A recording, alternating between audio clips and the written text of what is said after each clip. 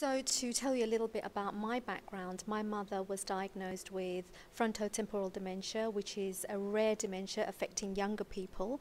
And I think many people think of dementia as being an older person's disease. And my father was also diagnosed with vascular dementia.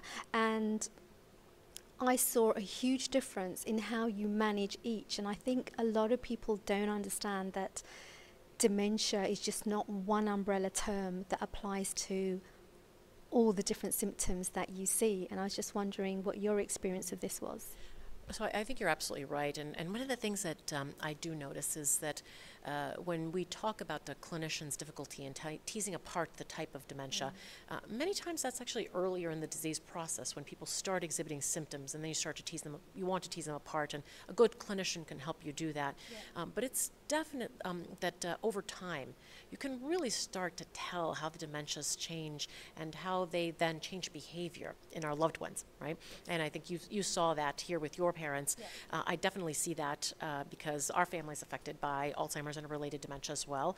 My mother-in-law has classic Alzheimer's that we know of. There might be other things going on in her brain, but she's exhibiting signs of classic Alzheimer's. My father-in-law has vascular dementia as well, like your father. And their trajectories of the past 7 years have been very different. Yes. She is in the severe stages and can no longer walk or talk, can no longer eat on either. So she is definitely in the last stages of her life. My father-in-law, after 7 years with vascular dementia, does need the 24-hour care, but doesn't need the maximum assist, as we call it in the United States, from a caregiver. He can live with medium assistance, and it's a very big difference. It's a very big burden, recognition that neither are good, and we need to treat both and try to prevent both, but the different burden that is placed on the family with different dementias is important to recognize. Yes, and if I could just follow up with that, in my mom's case, who had behavioral variant frontotemporal dementia, I spent a long time trying to keep her safe from the public as well as the public safe from her, and my biggest fear was her being sectioned and being put into a psychiatric unit, which would have been the wrong place for her.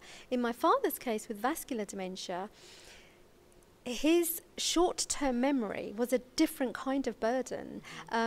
Going into the kitchen, putting on a slice of toast, forgetting that he'd gone in there to make himself a slice of toast, forgetting how to make a bowl of cereal, very, very seemingly simple tasks.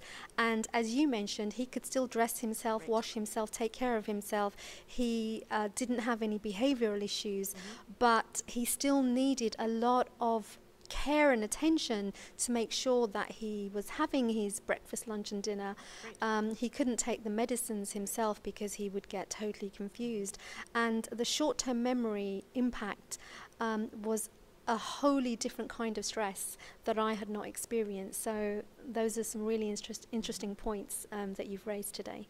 Well, thank you for sharing your observations. Really appreciate it, because they are indeed, I think, globally shared. Yes. And experienced, and we don't talk about that enough. Exactly.